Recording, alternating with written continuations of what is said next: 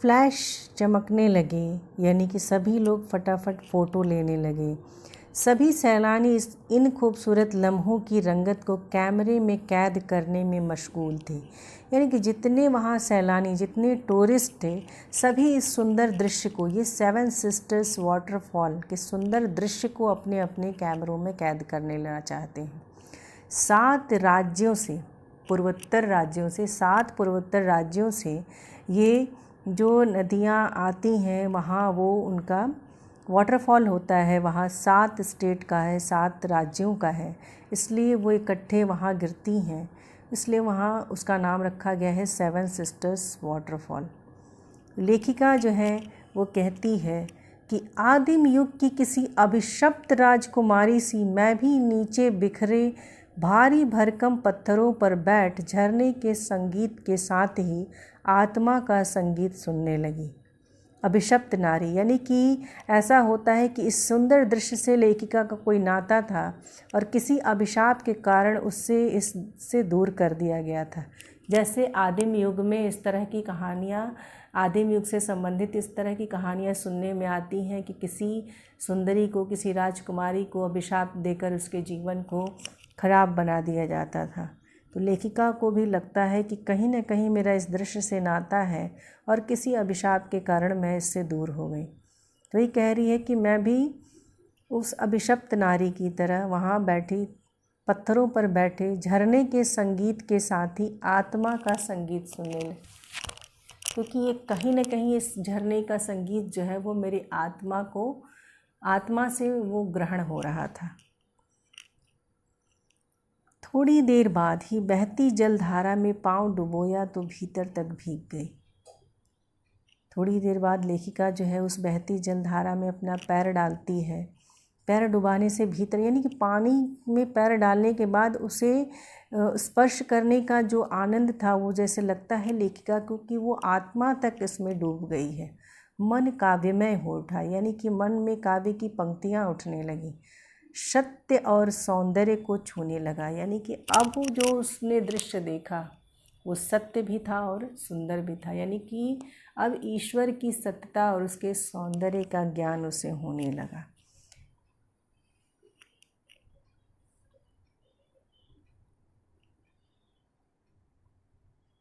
जीवन की अनंतता का प्रतीक वह झरना, उन अद्भुत अनूठे क्षणों में मुझ में जीवन की शक्ति का एहसास हो रहा था। जीवन की अनंतता, यानी कि जीवन जो है वो अनंत है, आत्मा जो है वो अनंत है, जीवन जो है वो अनंत है, नश्वर तो सिर्फ शरीर होता है। कह रही है लेखिका कि उन अद्भुत अनूठे क्षणों में मुझ में जीवन की शक्ति का एहसास हो रहा था। इस कदर प्रतीत हुआ कि जैसे मैं स्वयं भी देश और काल की सरहदों से दूर बहती धारा बन बहने लगी। सरहद यानी कि जो बॉर्डर कहा जाता है। भीतर की सारी तामसिकताएं और दुष्ट वासनाएं इस निर्मल धारा में बह गईं। लेखिका कहती है कि भीतर की सारी तामसिकताएं, यानी कि जो मेरे अंदर जो भी तमोगुण से युक्त, यानी जो कुटिलता, जो छल कपट, झूठ, सब कुछ जो है वो इस पानी के साथ बह गई। और जो मेरी बुरी इच्छाएं हैं, वासनाएं, दुष्ट वासनाएं, यानी कि बुरी इच्छाएं जो हैं वो भी इस निर्मल धारा में बह गई। मन हुआ कि अनंत समय तक ऐसी ही बहती रहूं। मन हुआ कि इस समय का कोई अंत ना हो, सुनती रहूं इस झरने की पुकार को। पर जितिन मुझे ठेलने लगा, यानी कि धक्का देने लगा। वो कहने लगा आगे इससे भी सुंदर नज़ारे मिलेंगे। अनमनी सी मैं उठी, यानी कि लेखिका को वहाँ से उठने का मन नहीं था। थोड़ी देर बाद ही फिर वही नज़ारे आँखों और आत्मा को सुख देने वाले, कहीं चटक हरे रंग का मोटा कालीन ओढ़े तो कहीं हल्का पीलापन लिए तो कहीं पलस्तर उखड़ी दीवार की तरह पथरीला, और देखते ही देखते परिदृश्य से सब छूमंतर, जैसे किसी जादू की छड़ी घुमा दी, जैसे किसी ने जादू की छड़ी घुमा दी हो। सब पर बादलों की एक मोटी चादर, सब कुछ बादल में। लेखिका कहती है कि वह अनमनी सी वहाँ से चली। और आगे जब हरियाली उसे दिखती है चटक हरे रंग की, तो जैसे लगता है कि वो मोटा कालीन ओढ़े हो या हल्का पीलापन लिए, तो जैसे लग रहा है कि उस जगह पे एक कालीन बिछी हुई हो उस रंग की।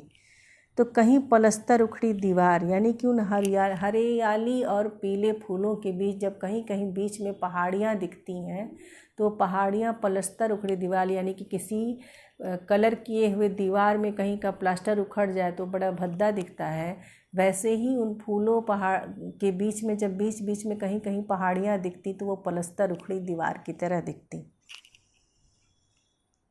लेखिका कहती है कि सारा दृश्य जो है वो धीरे धीरे छू मंतर होने लगा, यानी कि आँखों से ओझल होने लगा। ऐसा लग रहा था कि जैसे किसी ने जादू की छड़ी घुमाई, इस सुंदर दृश्य को दिखाया और फिर वो सब गायब हो गया।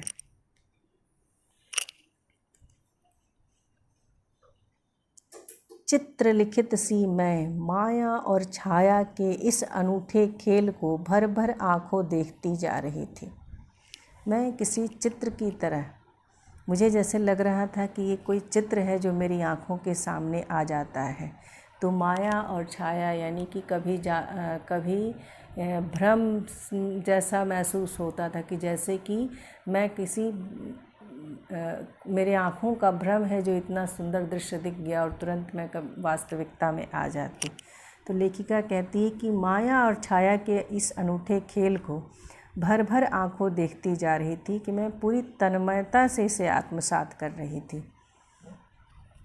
प्रकृति जैसे मुझे सयानी बनाने के लिए जीवन के रहस्यों का उद्घाटन करने पर तुली हुई थी। लेखिका को ऐसा महसूस होता है कि प्रकृति उसे इस दृश्य को, इस प्रकृति के सौंदर्य को, इसके रहस्यों का उद्घाटन उसके सामने हो रहा था, जैसे उसका ज्ञान चक्षु खोलना चाहती हो। ज्ञान चक्षु यानी ज्ञान की आँखें। धीरे धीरे धुंध की चादर थोड़ी छटी। अब पहाड़ नहीं, दो विपरीत दिशाओं से आते छाया पहाड़ थे और थोड़ी देर के बाद ही वे छाया पहाड़ अपने श्रेष्ठतम रूप में मेरे सामने थे। जीप थोड़ी देर के लिए रुकवा दी गई थी। मैंने गर्दन घुमाई, सब ओर जैसे जन्नत यानी कि स्वर्ग बिखरी पड़ी थी। नज़रों के छोर तक खूबसूरती ही खूबसूरती, यानी कि जहाँ तक नज़र जा रही थी, जहाँ तक आँखों से दृश्य दिखाई दे रहा था, वो सब खूबसूरत था। सब खूबसूरती ही खूबसूरती, अपने को निरंतर दे देने की अनुभूति कराते पर्वत, झरने, फूलों, घाटियों और वादियों के दुर्लभ नज़ारे ऐसे, यानी कि जो जल्दी सुलभ न हो देखने के लिए। वही कहीं लिखा था थिंक ग्रीन। लेखिका कहती है कि सुंदर दृश्य को देखा मैंने, ऐसा लग रहा था कि जहाँ तक नज़र जा रही थी वहाँ तक प्रकृति का सौंदर्य बिखरा पड़ा था। वो चाहे दोनों हाथों से उस सौंदर्य को समेटना चाहती थी, लेकिन वो उसके वश का नहीं था। वो सौंदर्य को आत्मसात करना चाहती थी, अपनी आत्मा में ग्रहण करना चाहती थी। इतनी भाव विभोर थी उस दृश्य को देखकर। लेखिका जब पढ़ती है कि लिखा था थिंक ग्रीन, आश्चर्य, पल भर में ब्रह्मांड में कितना कुछ घटित हो रहा था। सतत प्रवाहमान झरने, सतत यानी कि लगातार प्रवाहमान बहते हुए झरने, नीचे वेग से बहती तिस्ता नदी, सामने उठती धुंध, ऊपर मंडराते आवारा बादल, मध्यम मध्यम हवा में हिलोरे लेते प्रियुता और रोडोडेंड्रों के फूल, सब अपनी अपनी लय, तान और प्रवाह में बहते हुए चैरवेती चैरवेती, और समय के इसी सतत प्रवाह में तिनके सा बहता हमारा वजूद। चैरवेती चैरवेती यानी कि चलते रहो चलते रहो। लेखिका कहती है कि प्रकृति के इस प्रवाहमान दृश्य को, इस सतत प्रवाहमान दृश्य को देखते देखते जैसे लग रहा था कि हमारा पूरा वजूद, हमारा पूरा अस्तित्व इस सुंदर दृश्यों के साथ तिनके की तरह सतत प्रवाह में प्रवाहमान था, यानी कि लगातार हम भी इस सौंदर्य में बहते चले जा रहे थे। पहली बार एहसास हुआ जीवन का आनंद यही चलायमान सौंदर्य है। लेखिका कहती है कि इन सौंदर्य के रहस्यों के पीछे भाव विभोर हो, मंत्रमुग्ध हो चलते जाना, ये चलायमान सौंदर्य ही जीवन का वास्तविक आनंद है। संपूर्णता के उन क्षणों में मन इस बिखरे सौंदर्य से इस कदर एकात्म हो रहा था कि भीतर बाहर की रेखा मिट गई थी। आत्मा की सारी खिड़कियां खुलने लगी थीं। मैं सचमुच ईश्वर के निकट थी। सुबह सीखी प्रार्थना फिर होठों को छूने लगी थी। साना साना हाथ जोड़ी कि तभी वह अतीन्द्रिय संसार खंड खंड हो गया। वह महाभाव सूखी टहनी सा टूट गया। लेखिका कहती है कि वो उस संपूर्ण सौंदर्य को देखकर एकात्म हो रही थी उसे, यानी कि उसका आत्मा जो है उस शरीर से बिल्कुल मिल गया था, वो एकात्म हो गई थी। और जैसा लग रहा था जैसे कि वो इस दृश्य का हिस्सा बन गई है। भीतर बाहर की रेखा मिट गई, यानी कि वो अपने इस प्राकृतिक सौंदर्य से वो अपने आप को अलग नहीं कर पा रही है। वो बिल्कुल उसमें डूब सी गई है। उसे लगता है जैसे कि उसके आत्मा की सारी खिड़कियां खुलने लगी हैं। और मैं सचमुच ईश्वर के निकट थी। सुंदर दृश्य, ईश्वर की इस रचना को देखकर, इस सुंदरतम रचना को देखकर उसे लगता है कि वो स्वयं ईश्वर के निकट आ गई है। और फिर उसे वो प्रार्थना याद आती है, साना साना हाथ जोड़, यानी कि छोटे छोटे हाथों को जोड़कर मैं अपने जीवन की अच्छाइयों को समर्पित करती हूँ। लेखिका फिर कहती है कि तभी वह अतीन्द्रिय संसार खंड खंड हो गया, यानी कि वो संसार जो है हमारी इंद्रियों से परे था, वो संसार अध्यात्म से जुड़ा था, वो खंड खंड यानी कि टुकड़े टुकड़े हो गया। वह महाभाव की सूखी टहनी सा टूट गया। वो ऐसा लग रहा था जैसे कि एक भ्रम की तरह था, एक सूखी टहनी की तरह जो कि टूट गया। दरअसल मंत्रमुग्ध सी मैं तंद्रिल अवस्था में ही थोड़ी दूर तक निकल आई थी कि अचानक पाँव पर ब्रेक सी लगी। वो सुंदरतम दृश्य को देखकर एकदम मंत्रमुग्ध हो गई थी, भाव विभोर उसमें बहती चली जा रही थी।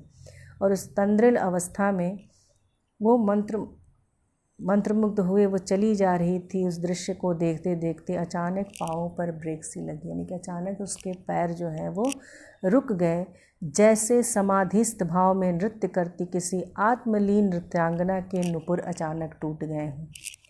यानी कि ईश्वर की प्रार्थना में, परमात्मा की अर्चना में अगर कोई नृत्यांगना जो है वो बिल्कुल लीन हो नृत्य करती है, जैसे कि नटराज का नृत्य है, कामदेव और रति का नृत्य है, वो समाधिस्थ उस तरह से वो आध्यात्मिक अवस्था में लीन हो नृत्य करती जाती है और अचानक से उसके पैर के घुंघरू टूट जाते हैं और उसका नृत्य बाधित हो जाता है।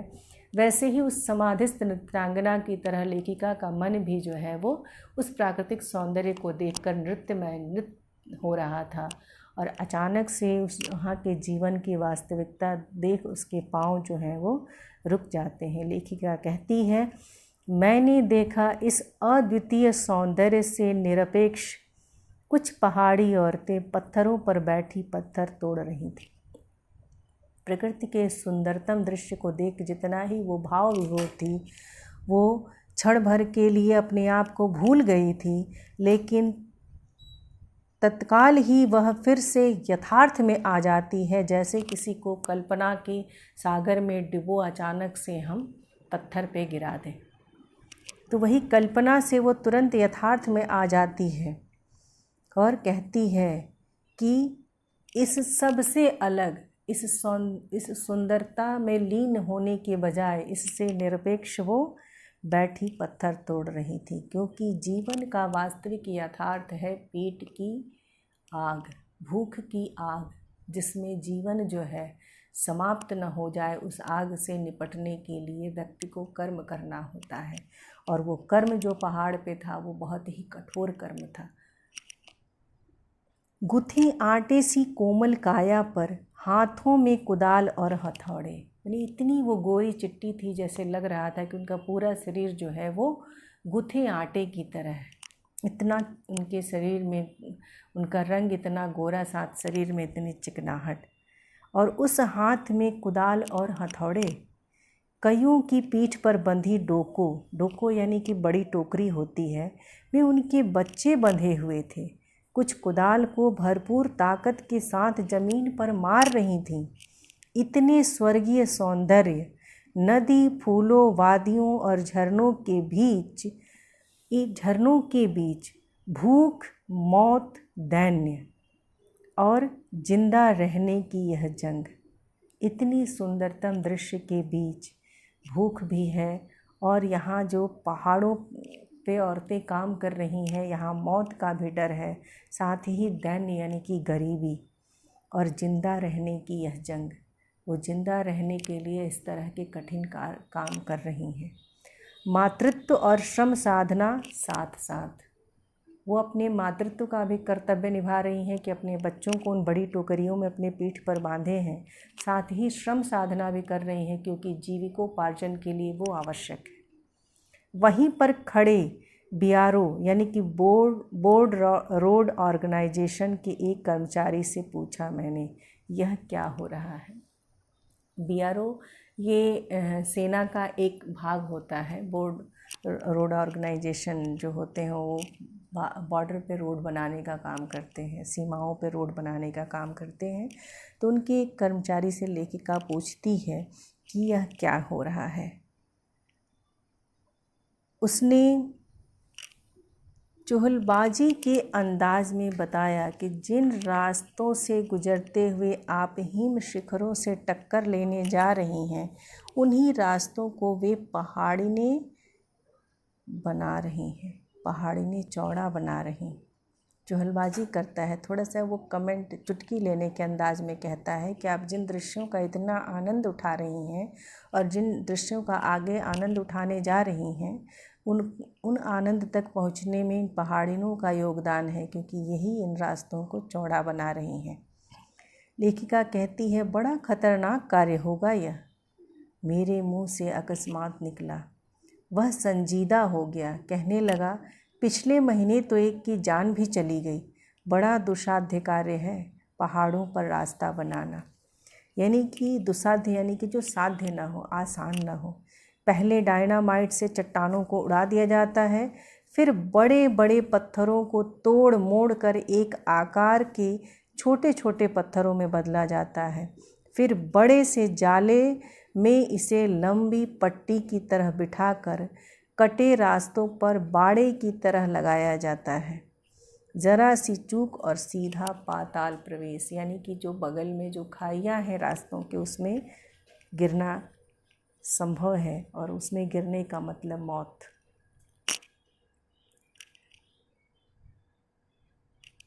और तभी मुझे ध्यान आया, इन्हीं रास्तों पर एक जगह सिक्किम सरकार का बोर्ड लगा था, जिस पर बड़े बड़े अक्षरों में लिखा था, ever wondered who defied death to build these roads. आप ताज्जुब करेंगे, पर इन रास्तों को बनाने में लोगों ने मौत को झुठलाया है, यानी कि मौत से भी पंगा लिया है। एकाएक मेरा मानसिक चैनल बदला। लेखिका जो है वो अचानक से कल्पना से जो है वो यथार्थ में आ जाती है। मानसिक चैनल बदलने से तात्पर्य है, मैंने पीछे मन जो है, लेखिका कहती है कि मन पीछे घूम गया। इसी प्रकार एक बार पलामू और गुमला के जंगलों में देखा था, पीठ पर बच्चे को कपड़े से बांधकर पत्तों की तलाश में वन वन डोलती आदिवासी युवतियाँ। उन आदिवासी युवतियों के फूले हुए पाँव और इन पत्थर तोड़ती पहाड़ियों के हाथों में पड़े ठाठे एक ही कहानी कह रहे थे। लेखिका कह रही है कि वो वन वन घूमती पलामू जिले की आदिवासी औरतों के पैर जो है वो बिल्कुल फूल गए थे, यानी कि स्वेलिंग आ गई थी उसमें। वो वैसे ही थे जैसे कि इन पहाड़ी औरतों को हाथों में ठाठे यानी कि गांठें पड़ गई हैं हथौड़ा और कुदाल चलाते। दोनों एक ही कहानी कह रहे थे कि आम जिंदगियों की कहानी हर जगह एक सी होती है, यानी कि आम आदमी का जीवन, वो चाहे वो पहाड़ पे हो या मैदान, हर जगह एक ही होता है। उसे 2 वक्त की रोटी के लिए मेहनत से और जीवन से जूझना ही होता है। सारी मलाई एक तरफ, सारे आंसू, अभाव, यातना और वंचना एक तरफ।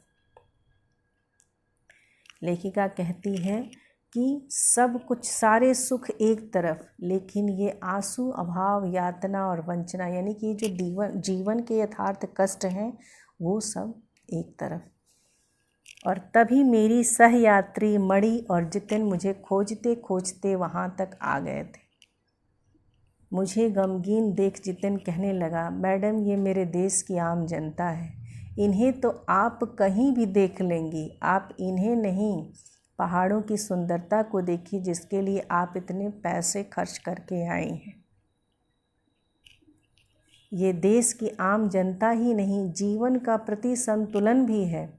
ये वेस्ट एट रिपेइंग है, कितना कम लेकर ये समाज को कितना अधिक वापस लौटा देती हैं।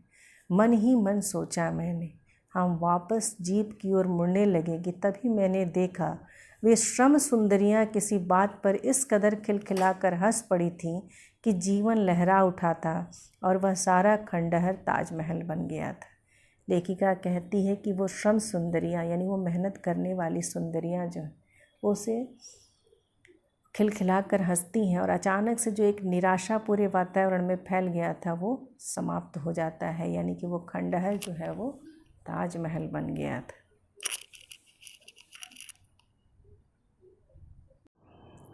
लेखिका आगे बताती है, हम लगातार ऊंचाइयों पर चढ़ते जा रहे थे।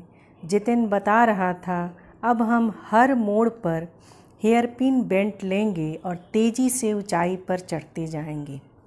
हेयरपिन बेंट के ठीक पहले एक पड़ाव पर देखा 7-8 वर्ष की उम्र के ढेर सारे पहाड़ी बच्चे स्कूल से लौट रहे थे और हमसे लिफ्ट मांग रहे थे। जितिन ने बताया कि हर दिन 3-3.5 किलोमीटर की पहाड़ी चढ़ाई चढ़कर ये बच्चे स्कूल जाते हैं।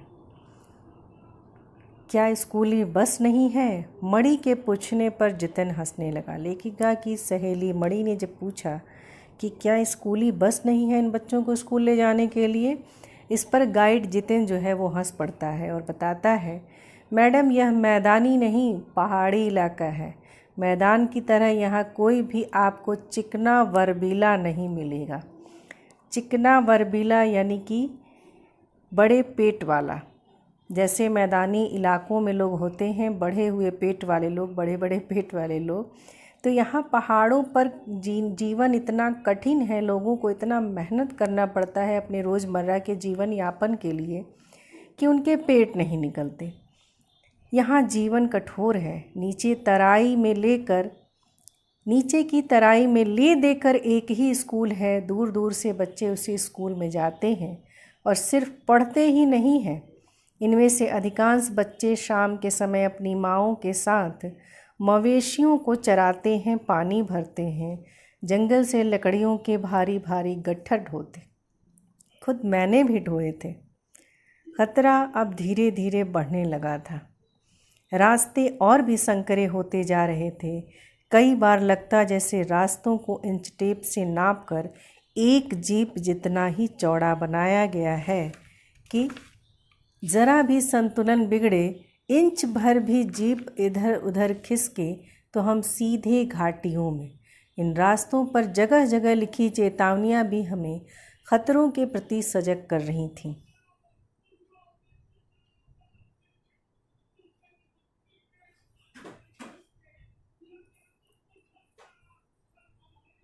इन रास्तों पर जो चेतावनियां हैं वो हर जगह लोगों को सजग करने के लिए लिखी गई थी, ताकि लोग जो हैं वो सावधानी के साथ अपनी यात्रा कर सकें। सामने ही लिखा था, धीरे चलाएं, घर में बच्चे आपका इंतज़ार कर रहे हैं। थोड़ा और आगे बढ़े कि फिर एक चेतावनी, be care man eater around. पर हमें नरभक्षी जानवर नहीं, दूध देने वाले याक दिखे। यहाँ लोगों को मानव आदमखोर जानवर थे, उसके लिए चेतावनी दी गई थी कि इधर मैन ईटर अराउंड, इधर चारों तरफ जो है वो आदमखोर जानवर हैं। इसलिए लेखिका कहती है कि हमें नरभक्षी जानवर नहीं देखने थे, हमें दूध देने वाले याक दिखे। काले काले ढेर सारे याक, पहाड़ों पर गिरती बर्फ़ से प्राकृतिक ढंग से रक्षा करने वाले घने घने बालों वाले याक दिखे। सूरज ढलने लगा था। हमने देखा कुछ पहाड़ी औरतें गायों को चराकर वापस लौट रही थीं और कुछ के सिर पर लकड़ियों के भारी भरकम गट्ठर थे। ऊपर आसमान फिर धुंध और बादलों से घिरा हुआ था। आसमान में जो है वो बादल लगा हुआ था और कोहरों की धुंध जैसी दिखाई दे रही थी। उतरती संध्या में जीप अब चाय के बागानों से गुजर रही थी कि फिर एक दृश्य ने मुझे खींचा। नीचे चाय के हरे भरे बागानों में कई युवतियाँ बोकू की फिर एक दृश्य पहने सिक्किमी परिधान, बोकू यानी कि सिक्किमी परिधान सिक्किम का पहनावा है जो पहने हुए चाय के बागानों में स्त्रियां काम कर रही थीं। वो चाय की पत्तियां तोड़ रही थीं। नदी की तरह उफान लेता उनका यौवन और श्रम से दमकता गुलाबी चेहरा। वो सब नव यौवना थीं, यानी कि नई युवतियां थीं, जिसे लेखिका कहती है कि उनका यौवन जो है वो नदी की तरह उफान लेता हुआ, यानी कि बिल्कुल युवा औरतें थीं और उनका दमकता गुलाबी चेहरा। एक युवती ने चटक लाल रंग का बोकू पहन रखा था। सघन हरियाली के बीच चटक लाल रंग डूबते सूरज की स्वर्णिम और सात्विक आभा में कुछ इस कदर इंद्रधनुषी छटा बिखेर रहा था कि मंत्र मुग्ध सी मैं चीख पड़ी थी। इतना अधिक सौंदर्य मेरे लिए असह्य था। उस सुंदर युवती को देखकर कि वो हरे बागानों में लाल वस्त्र पहने, लाल बोकू पहने, और जब सूरज डूबता है तो पूरा वातावरण एक हल्का सुनहरा लालिमा लिए हुए होता है, उसमें वो उस इंद्रधनुषी छटा की तरह उसका दृश्य लग रहा था कि हरे बागान में लाल वस्त्र पहने युवती और सूर्य की लालिमा, स्वर्णिम लालिमा। युमथांग पहुंचने के लिए हमें रात भर लायोंग में पड़ाव लेना था। गगनचुंबी पहाड़ों के तल में सांस लेती एक नन्ही सी शांत बस्ती लायोंग। सारी दौड़ धूप से दूर जिंदगी जहां निश्चिंत सो रही थी। लेखिका कहती है कि युमथांग पहुंचने से पहले हम लायोंग जैसी छोटी जगह में रुके थे, जहां जीवन की भाग दौड़ से बिल्कुल अलग, जैसे एक नन्ही बच्ची बिल्कुल शांत सोती है, वैसे ही वो एक नन्ही सी जगह थी लायोंग, जो कि ज़िंदगी के दौड़ धूप से दूर निश्चिंत सो रही थी। यानी कि वहाँ सैलानियों का भी आना जाना नहीं था, कोई भीड़ भाड़ नहीं, कोई भागम दौड़ नहीं। उसी लायोंग में हम ठहरे थे। तिस्ता नदी के तीर, तिस्ता नदी के तीर यानी कि तिस्ता नदी का किनारा, तिस्ता नदी के तीर पर बसे लकड़ी के एक छोटे से घर में मुंह हाथ धोकर मैं तुरंत ही तिस्ता नदी के किनारे बिखरे पत्थरों पर बैठ गई थी। सामने बहुत ऊपर से बहता झरना नीचे कल कल बहती तिस्ता नदी में मिल रहा था। मध्यम मध्यम हवा चल रही थी, यानी कि हौले हौले, धीमे धीमे, हल्की हल्की हवा चल रही थी। पेड़ पौधे झूम रहे थे। गहरे बादलों की परत ने चांद को ढक रखा था, यानी कि रात हो गई थी और बादलों की वजह से चांद दिखाई नहीं दे रहा था। बाहर परिंदे और लोग अपने घरों को लौट रहे थे। जब अंधेरा छाने लगता है, परिंदे अपने घोंसलों की तरफ लौटते हैं, लोग अपने घरों की तरफ लौटते हैं। वातावरण में अद्भुत शांति थी। मंदिर की घंटियों सी, घुंघरुओं की रुंझुनाहट सी आंखें अनायास भर आईं। ज्ञान का नन्हा सा बोधिसत्व जैसे मेरे भीतर उगने लगा था। बोधि वृक्ष कहा जाता है बोधिसत्व। तो कह रही है कि एक ज्ञान का नन्हा सा अंकुर मेरे भीतर जो है वो उगने लगा था। वही सुख, शांति और सुकून है जहाँ अखंडित संपूर्णता है। पेड़ पौधे, पशु और आदमी सब अपनी अपनी लय, ताल और गति में है। हमारी पीढ़ी ने प्रकृति की इस लय, ताल और गति से खिलवाड़ कर अक्षम्य अपराध किया है। हमारी पीढ़ी ने, लेखिका कहती है, कि प्रकृति में जो तोड़ फोड़ परिवर्तन किए हैं उसका आधुनिकीकरण किया है, तो ये अपराध जो है अक्षम्य है, यानी कि क्षमा योग्य नहीं है। हिमालय अब मेरे लिए कविता ही नहीं दर्शन बन गया था। यानी कि हिमालय की सुंदरता पे मैं काव्यमय ही नहीं उठी, वो मेरे लिए एक आध्यात्मिक आनंद की अनुभूति दे रहा था। यानी कि वो दर्शन बन गया था मेरे लिए।